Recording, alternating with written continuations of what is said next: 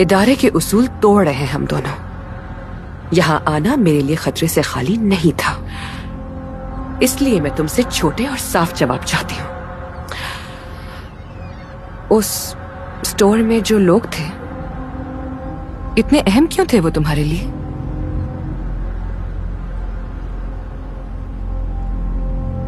वो लोग मेरे पास मेरे दोस्त की अमानत थे। और तुम उस अमानत की हिफाजत नहीं कर सके।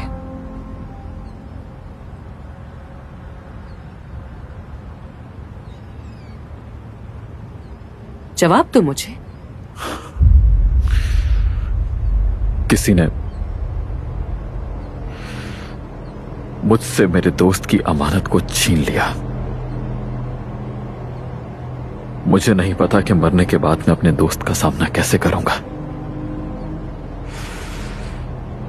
और ये काम किसने किया है ये पता लगाना है तुम्हें। मुझे तो नहीं पता कि ये काम किसने किया है, लेकिन इसको पता है।